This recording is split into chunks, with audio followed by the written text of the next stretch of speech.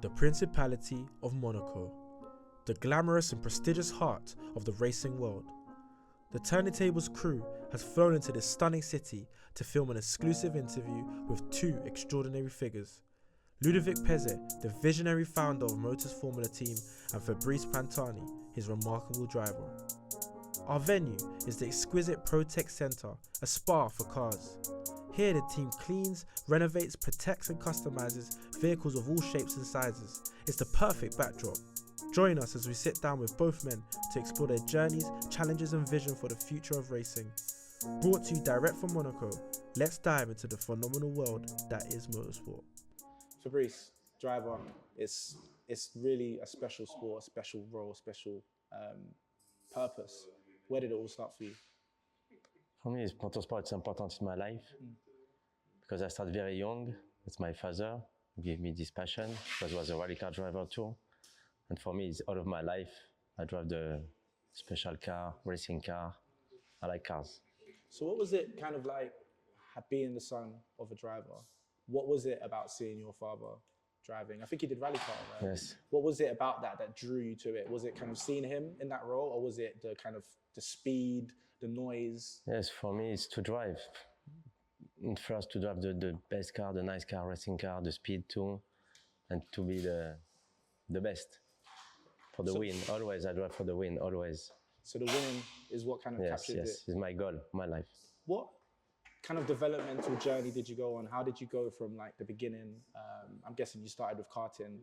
Where did you go, kind of your next steps after that? Yes, always we start by the go-kart when you are young, very young, and then Formula Renault, and then you try the different GT car. But always for me was the tracking first, and then I tried the rally car and e-clim too with the Formula Renault.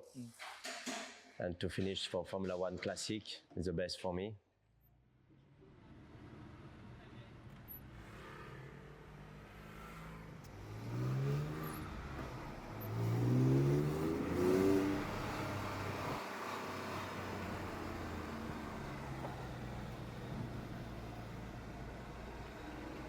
So Ludovic, what brought you to Fabrice? What was kind of the key thing about him? It was a bit random situation, I would say. It's like 2018, so 6 years now.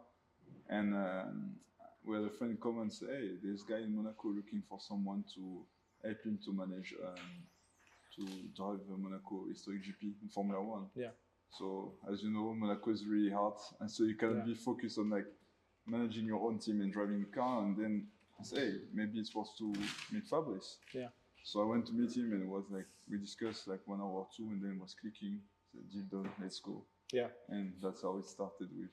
So what was your kind of like process for starting your own team and building that to be able to acquire drivers like Fabrice? I think it's quite unconventional for me because I have normal background, like I did like accountant and management at school and universities and things like this. And then I got meningitis. Yeah. Where it's like was really hard, terrible time, and then I had second chance in my life. And I guess what do I want to do in motorsports? I was like, there's not that much mixed or black people in motorsport out of Lewis Hamilton, Pascal Wehrlein, and that kind of guys. I'm like, what is the best way to change it? It's like maybe being manager, being part of people that direct or decide, so you can increase diversity in all the field. Yeah. And then from that, little by little, started with different categories, friends, little means, and then with Fabrice going to Monaco Historic GP, like Fabrice sourced the car himself on his side, but you really need to have people to support him about like taking care of all the aspects so you can be focused only on driving, because Monaco is dangerous in normal Formula One cars, the recent one, but with the old ones, like if you crash, you die, like in the 70s, it's the same. So you have to be focused. So we decided, okay, you drive, I take care of the rest, mechanics, setup, medias and whatsoever, and that's how it worked well, I would say. Yeah. With the Fabrice, with the mechanical side, how involved are you in that in terms of the cars that you drive and maintaining them and keeping them up? Do you, as a driver, do you think much about that, or do you leave that more to the team? No, normally, yes, you need a team to support you and to help you. But when you're a real driver, you be focused on your work, on your job in first. What is it about these historic cars that you enjoy driving so much? Yeah, because in first was my dream to drive Formula One in Monaco, in my country, in my city. Was my dream in first, and after for me to drive every car, it's easy for me. Yeah. But is there anything that is different to the other cars that you? Yes, it's different driving any cars, okay. But me, I have these things on me, and for me, when I go inside the car, I sit, I just have to drive, I understand the car. Yeah. And I learn very fast. What kind of challenges do you find being a driver in Monaco? Are there any, or do you just love every part of it? I love every part, yeah. Yeah. What about you being a team manager in Monaco? Yeah, it was strange, as you said, like you're being born in Monaco and then you have this in the corner of your head, but it's like something that you can never touch or never do because it's about a lot of money and a lot of things. Yeah. Like the planets have to be aligned basically. Yeah.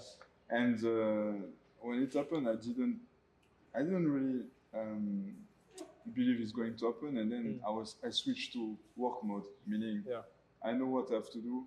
Let's focus on the task and what we have to do and organize. Yeah. And the things were just happening from like registration to set up like the night for the sponsors to the medias and all the things were just bam. And just after that we realized, fuck man, we did the GP. How? Obviously, the business side is what I feel like people don't really see, don't really know about. How difficult is that, especially at the beginning? Yeah, I would say when you're like me, you start from zero and you have no network and you're from like normal modest family. And Monaco is quite exclusive, I'm guessing. Exactly. Quite so it's like tight knit. How do you get into those circles? It's really complicated, but basically what I did is like trying to watch as much race as I can, like in Paul Ricard, different races. I try to get closer to drivers that were my age or older and ask them some advice. Yeah. And then because I was doing my management studies and I was also in football before, I start to see there's more and more links between both sports. Just you exchange your ball with a car, you change the way of training, but there are really a lot of similarities. I'm interested to know like those similarities. What would you? I would say it's the same thing. It's like if you want to be a professional footballer, you have to train almost every day. Yeah. You have to work the tactic. You have to work on this and that, and on the video, like to see, rewatch the match and all the things like the coaches. And the same for drivers. They have to review the races, review where they can overtake or not, because Monaco is really difficult. Yeah. There's not that much place where you can overtake, and you need to measure the risk. Yeah. Because it can finish really badly. So. And there's the health side as well, which I guess when I first started watching kind of like Formula One, obviously, I didn't realize how much of a driver is an athlete, you know, because you kind of just think as a casual, you think they just drive, but the level of fitness you have to attain is ridiculous. Dude, how is that staying on top of that? You have to prepare always training, fitness, always, you know. Every single day. It's very physical now to drive the car. Yeah, for example, like his age just to hold his neck and so on with Formula One, he has like to train like pulling more than 10-20 kilos.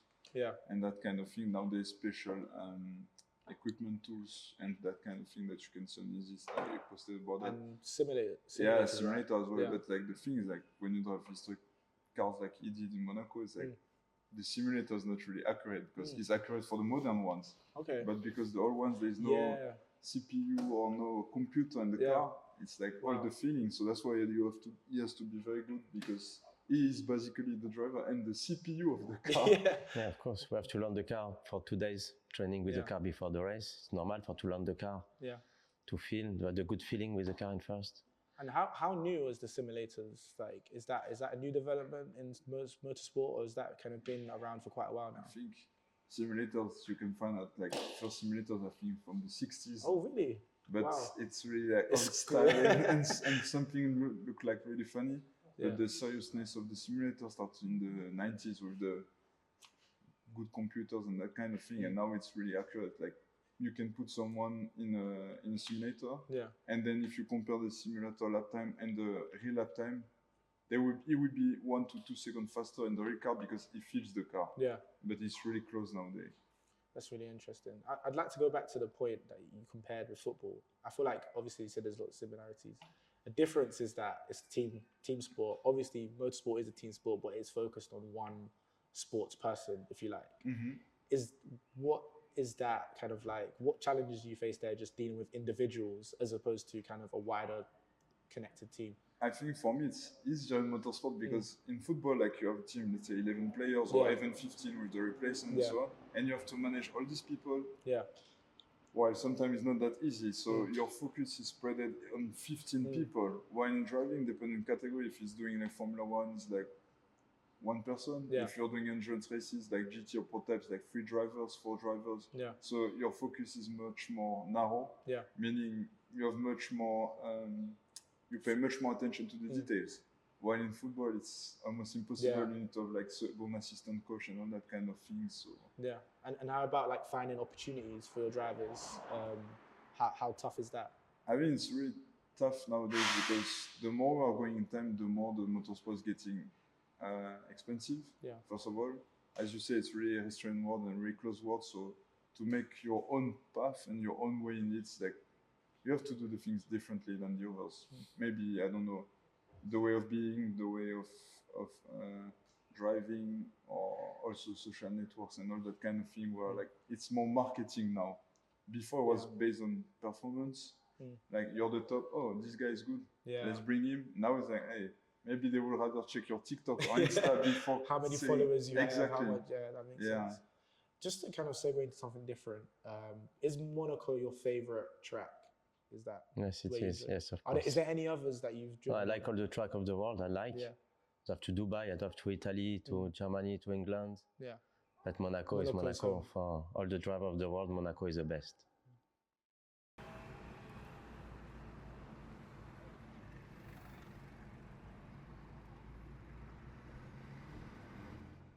So Fabrice, amazing helmet here. Talk me through it. What's the design? What's the color? Then is my own design, my color, like my favorite color. Need to be flashy on a car, you know. For driver is important. Yeah. Is there a lot of bragging rights and rivalry between drivers in terms of how they look? Yes. Yeah. Yes. So what about number 77? It's from family, this number. It's important for me, for my old grandparents that I never know. And this commemorates Jules Bianchi, right? Yes, was an old friend who died in Formula One, a big accident. Was very famous, and you can be famous too. Yeah. Unfortunately, just memories important for a driver. Is the type of stuff that you think about when you're on the track. Yeah. Yeah, because we know that we take the risk always when I do the racing. Yeah. We don't think about this, but we know it's okay. Yeah. And then the emoji. Ah, it's me. Devil on the track. Yes, of course. And what about the logo for the team? What went into that? Yeah, I went to that because when we started to do the things together, I was like, okay, there's the design and things, but it's good to show who we are, what we're doing. And then people, they start to look after the logo and say, like, hey, what's the people behind it? What does the colors represent?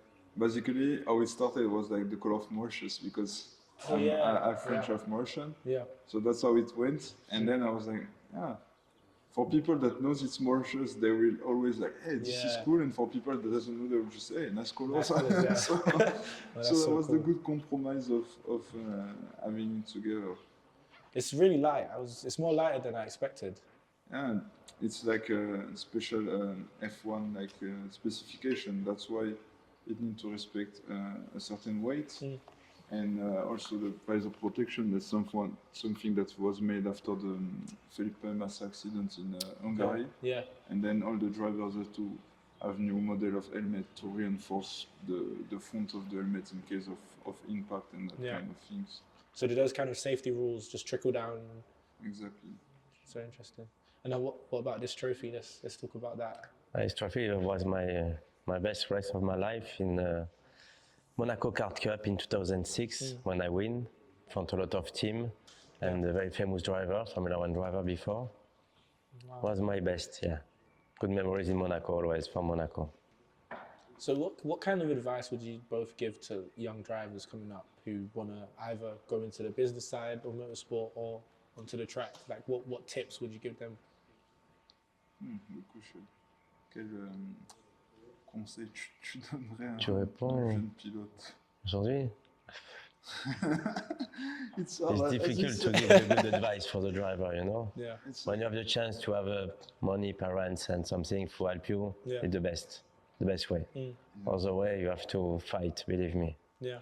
I think, as Fabrice says, like first of all, now it's like basically money background or Yeah. that kind of thing, unfortunately.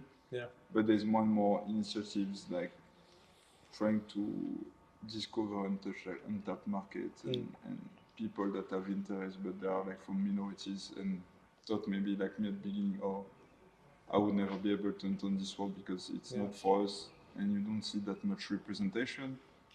But I would say people tend to focus on being racing drivers, but in teams there are a lot of works, like you have, as we were saying, team principal, team manager, engineers, mechanics, marketing, communications, things that you can learn at studio without necessarily having big means. You just have to be good and have the patience for it, and then you push and you can get opportunities.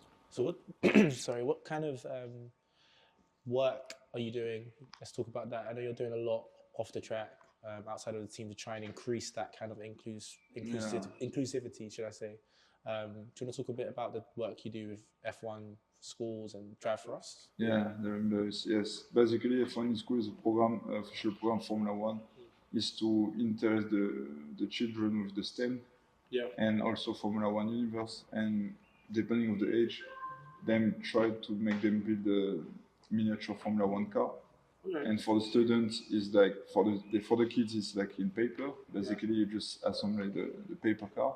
But for the students, it's like they have to use CFD, they have to use 3D printing, CNC machines, and things like really like a real Formula One car, but just smaller. And from that, it gives to the oldest like the opportunity to have like internship in Formula One. They can put you on the CV, and like people that know in the industry, they're like, oh, you did Formula One school, so they know what kind of standards are expected there. So you get more chance to get recruited. And then driven by us, it's the first and at the moment only motorsport club in UK that is founded and owned by black people. First ever, maybe even worldwide in a way. Created by James Dorner, that was former engineer in Mercedes Formula One. We have a few people that people have seen shown on TV, like Naomi Schiff, that you can see on TV. Stephanie Trevor, that was the first black female driver on podium in F1 of Lewis, that she's also part of the thing. We have Jai, that is working with us as race engineer and also teaching the STEM to the youth. And many people from different categories, and not only from UK but abroad, that try to put that energy to give opportunities to the youngsters, and I would say people that looks like us when we were child, but give them the opportunities that maybe we didn't have before. So do you think that's kind of like the main challenge facing the sport in terms of outreach with the younger generation? Yeah, I think yes, because it's also depending of which region you are based and that kind of thing, but it's depending of the mentality and more about like the society, how the society is seeing diversity, if they see it as a good thing or bad. Some countries they are kind of locked, so it's like really hard. Some they are much easier, or they start to change their mindset, so it's getting easier.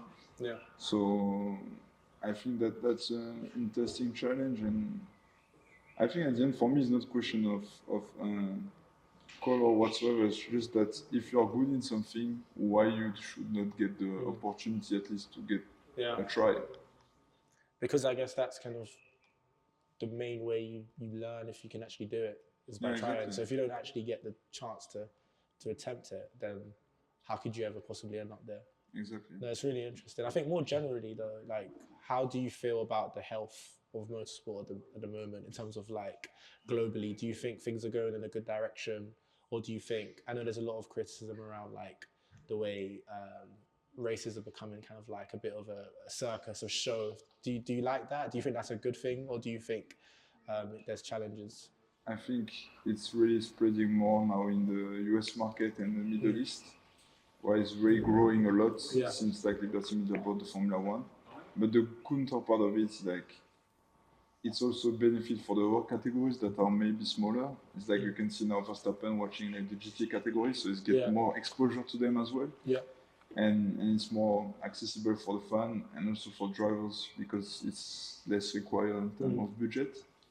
And then in terms of what you said about circus, I think it's more depending on where the F1 is going. If it's in the US, it's more a show, more circus, and when it's Europe, they try to kind of make it following the legacy because they know that the hardcore fans, they say the European base, they are not that much fun about that fancy things, and if they are not making everybody happy, they will quit and they will do, I don't know, watching MotoGP or endurance, and then they lose like people. But the most important, till now, I think there's a mistake to be repaired. It's like there's not a race in Africa in Formula One, and something that is really strange because when you think they were going there when there was the apartheid, and now that things is kind of solved in a way, and people are living together, there's no race. So it's like it doesn't make sense. So that's the thing I think is coming in the next 5-10 years going to happen, and I think that's why also Lewis Hamilton didn't retire because I think, and from what I know, he's trying to get that race before he retired because this is maybe more important for him to do that. To be there exactly than getting an 8th title. For sure, would love, but if he has to choose, I think he would say, "I want to have this at least once." Wow, yeah, that would have a massive impact for sure. I think that it's a big issue across various different sports. I think obviously motorsport has a lot in common with like golf, for example, where you see one kind of great performer, Tiger Woods, Lewis Hamilton, and you wonder kind of what's happened since because nobody's followed in that footstep. I just wondered if you had any thoughts on that in terms of where do you think where Lewis Hamilton got it right? Maybe it's not going so well for others. I think it was easy for him because he was first black in F1, so it's like every kid that were mixed or black or for minorities, they saw this guy and they were like, hey, I want to be like him. Even me. I was like so embarrassing in Monaco. I was with my cousin, watched from grandstands. Hey, this like looks like me. Is that look like my grandpa or my dad? Interesting. I need to follow that guy. And then from that, it's growing. And I think more there's more and more representation, including for female drivers or black female drivers. It's even better because then people realize they can do it. And it's the same. It's like Fabrice starting from normal family, growing, being good driver, and then he can do races like Monaco Historic GP and that kind of very high level, and then people that follow him can get inspired, and then maybe they would be coached by him in karting or that kind of thing because he was doing a lot of karting. So as you see the trophy, so they can learn from someone that has the experience.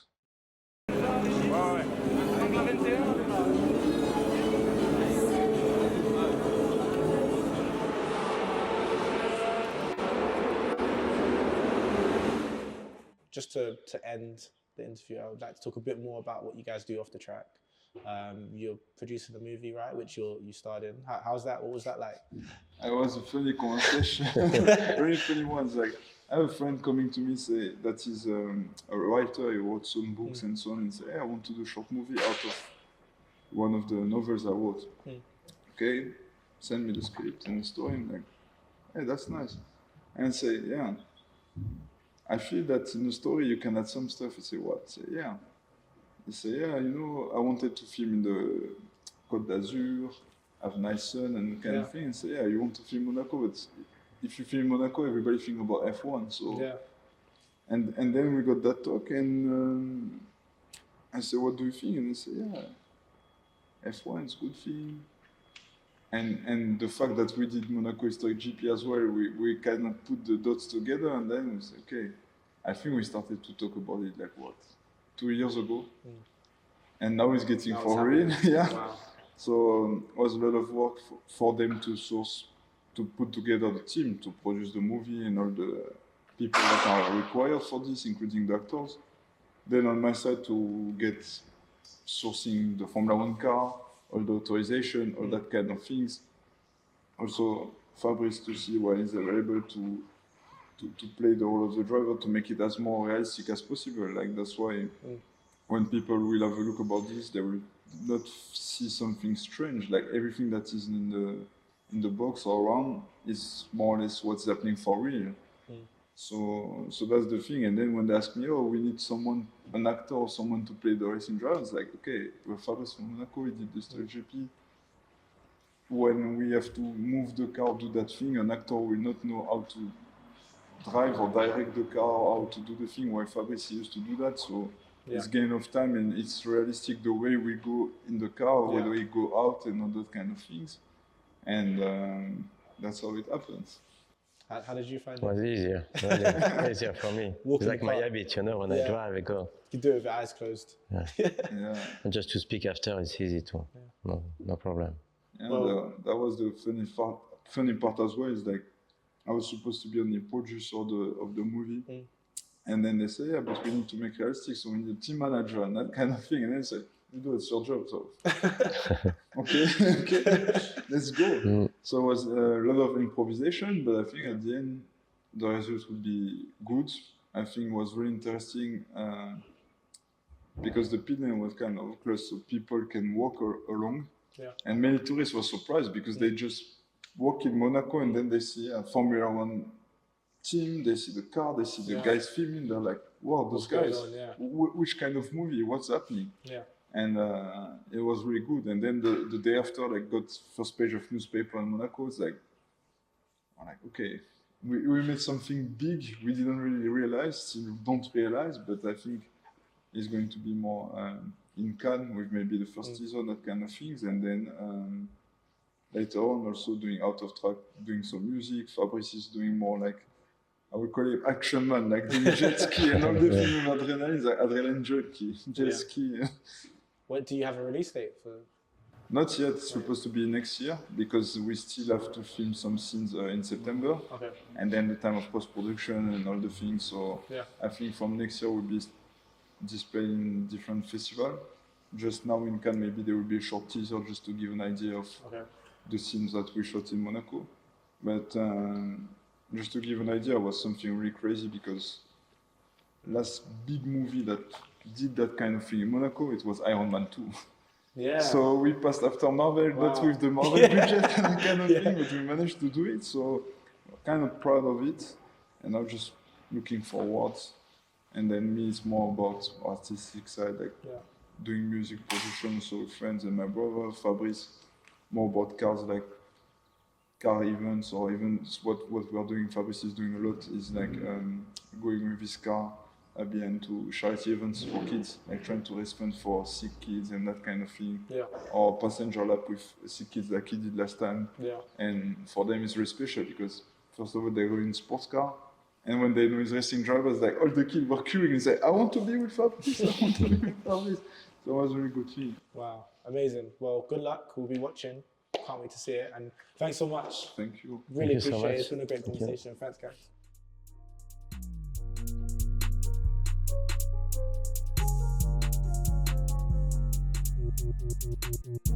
guys.